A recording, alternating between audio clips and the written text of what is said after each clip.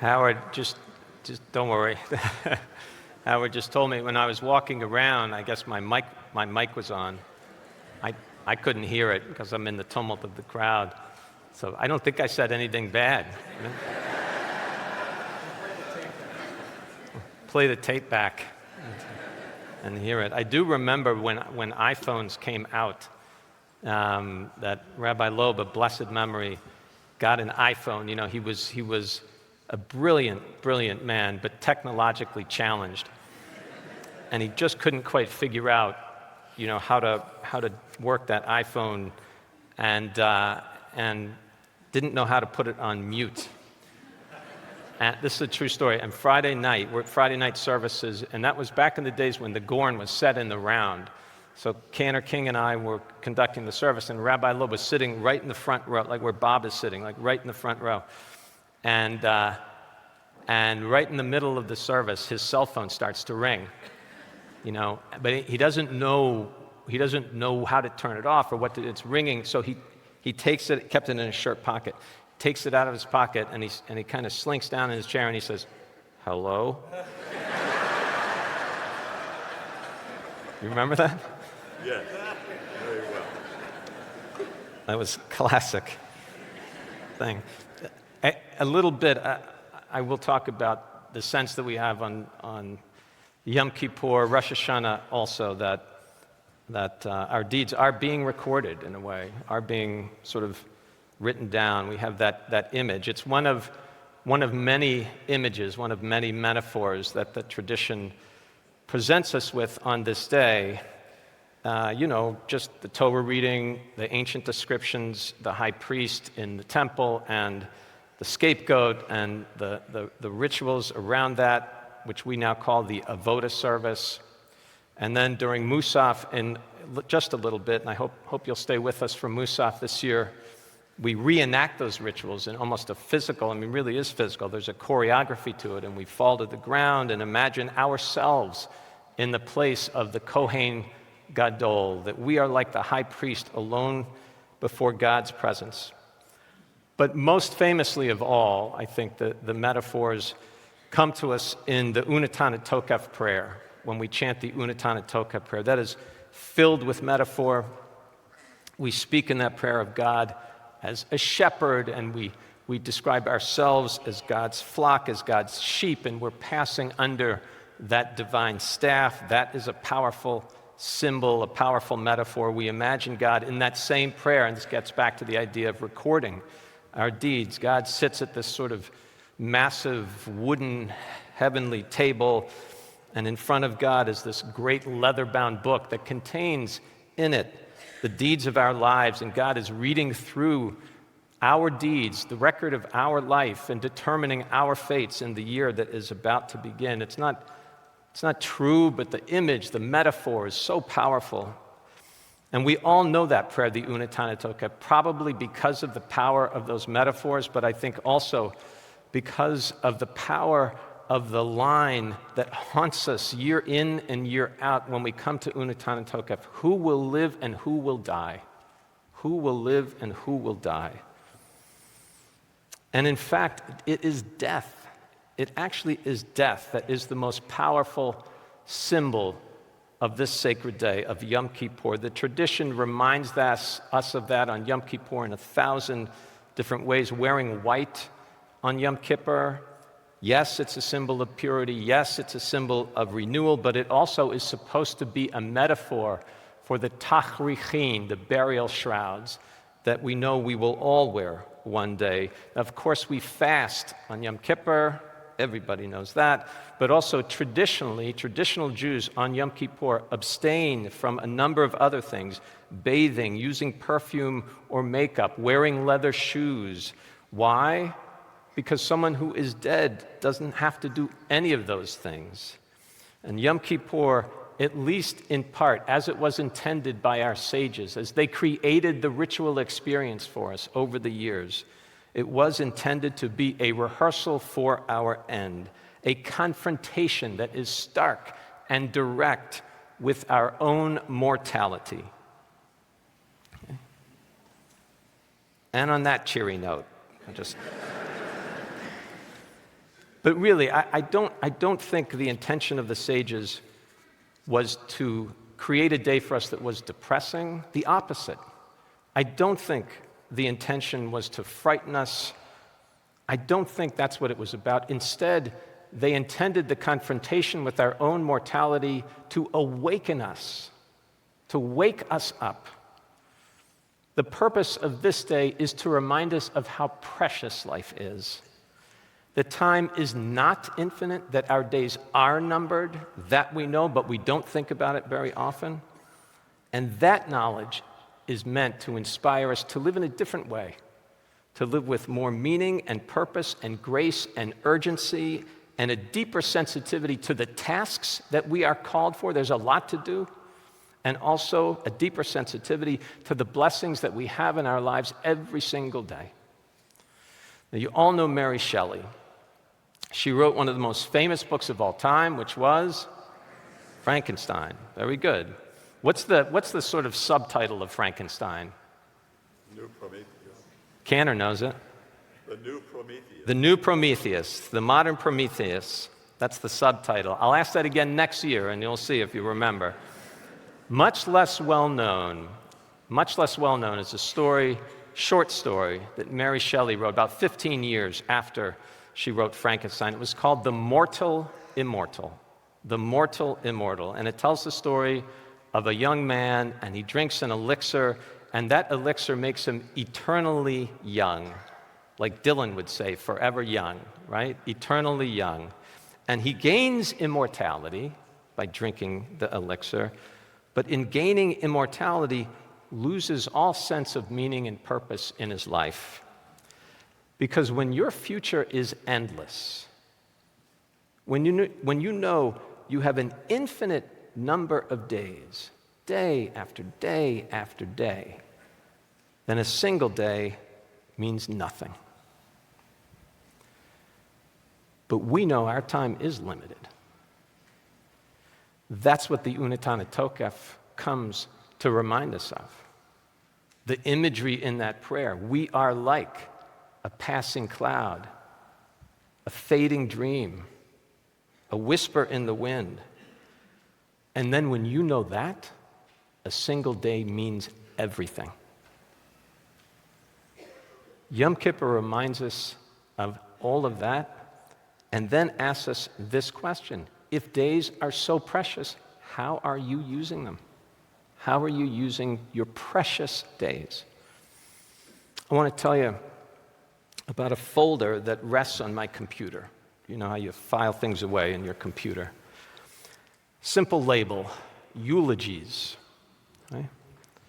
If I click on it, there's a way, I use a Macintosh, an Apple computer. I'm sure you can do it with a PC. I have no idea how to work, but that's another. But this folder, if I click on it, I can see how many items are in it. It just tells me the number, right? How many eulogies I've written, how many funerals I've officiated at in the last 20 years. And that number is close to 1,000. That means 1,000 times I've sat with grieving families. That means 1,000 times I've said to a family, please tell me about the person that you have loved and you have lost. 1,000 times. And in those conversations, I have learned over the years what people actually will remember about a person they share life with. I've learned what people will remember about you when you're gone, and also what they won't. Now, if you were a great businessman or a doctor or a lawyer, if you were outstanding, whatever your chosen field of work was, the community often will remember that when you're gone. But in those 1,000 conversations, I've learned that the people who are closest to you, your family, your dearest friends, they almost never, ever mention professional success. Almost never. Yeah, every once in a while, but for the most part, They're not concerned with it. It really is remarkable. And the people who are closest to you, for the most part, don't really care that much about what you did in the office every single day. What they care about and what they remember is not what you did at work, but who you were at home. Were you kind? Were you caring? Were you present for them? Were you loving? Were you goofy, or funny? Were you generous? Were you wise? Those things they remember. They remember the jokes that you told. So try to tell better jokes. Okay? They remember the way you hugged them. That stays in their mind. Or they remember if you did not hug them. They remember when you said, "I'm proud of you." They remember when they were sad or struggling or having a terrible day and you were there. They'll remember if your Judaism was important to you. They remember if you went to shul. They remember if you took them with you. They remember Shabbos dinners that they shared with you, or Passover seders. They remember if you had Jewish books on your shelves, or a mezuzah on your doors, or a prayer book that you read from every single day. They remember if you love the state of Israel, and if you traveled there, and they'll remember even more if you went and you took them. They'll remember if Judaism was an integral part of who you were and how you lived in the world every single day. And the thing about it is this: they draw from that to understand how to be Jewish and how to teach their children, your grandchildren, how to be Jewish. And they will try, if you did, to pass it down through the generations of your family. So when the day comes, God willing, many years from now, and your family sits around and has that conversation with some rabbi, and it won't be me,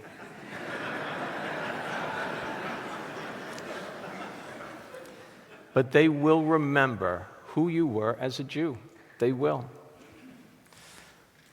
They also, in that conversation, will remember if you showed up, if you were there and sharing with them the important moments in their lives. People say it like this. They'll say, "She was always there, always there. She came to every game and every recital and every graduation and every simcha, never missed, never missed." This is one of my favorites, people will say. I knew when my dad came home, he was completely exhausted. He was so hardworking. But every day he came home, took off his tie, took off his jacket, went in his office, put his briefcase down, came out with a baseball glove, and we played catch every day. That's what people remember. Or this: when my mom was sick, my dad, every day, with her every single day, every step, every appointment, never missed. A couple of years ago, I told you this story. High school basketball star, has a hardworking father, and the father's always saying, I'm going to come to a game, but every time there's a game, he's got some work commitment that he has to take care of. And finally, it's the senior year, right, of the son. And so the father blocks the weekend. He's got it all blocked. The son comes home for dinner, and the father says, "I'm coming this weekend. I'm coming to the game." And the son says, "Dad, the season ended last weekend. It's over. No more games." Now, I don't know if that's true, that story, or not. It sounds kind of apocryphal, But like a lot of those stories, it has truth at its core. It's the great line in the Jackson Browne song, "The Pretender," one of my favorite songs. Maybe you know it. "I've been aware of the time going by." Richard, in the end, they say it's like the wink of an eye, right? Do it now.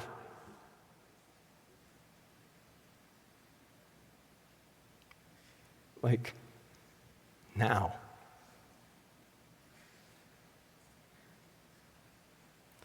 Don't wait.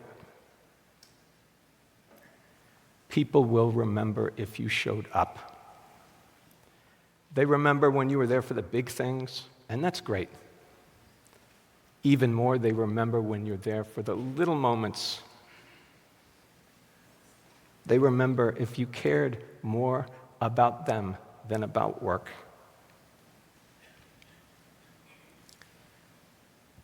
Maybe more than anything else, believe it or not, people will remember if you said to them, "I love you."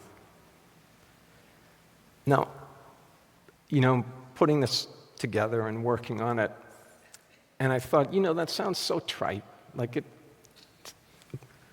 such a simple, but this is what people say to me.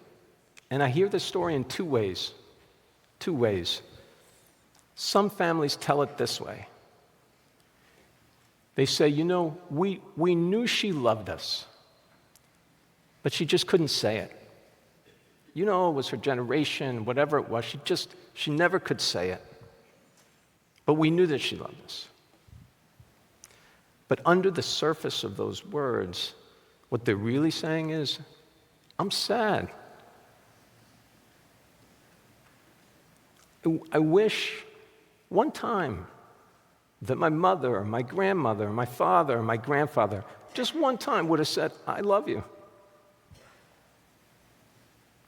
And then there are other families, and this is what they say. He told us every phone call, every text, every time we left, the hug and the kiss, "I love you, I love you, I love you," every single time, no matter what. I'll never forget that. I mean, which story do you want your family to tell about you one day? You choose. One last thing. People will always remember if you change in the course of your life. They'll tell me, Rabbi, she came out of her shell. She traveled. She made friends. She was such a joy. It was a golden stretch of her life. Or they'll say, we never expected it. He became this warm and loving father and grandfather. We never would have expected that. People can change. If you change, people will remember it. Yom Kippur, if anything, teaches us that we can change, that we can once again become people we remember being, and or that we can become people we've always wanted to be. And when we change for the better, people in our lives will remember it. So here's a Yom Kippur challenge for you. After Yom Kippur, write your own eulogy. Saved me a lot of work, by the way.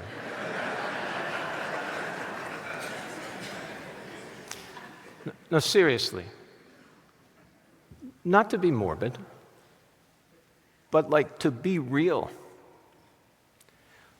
Look in the mirror. You know who you are. Is that who you want to be?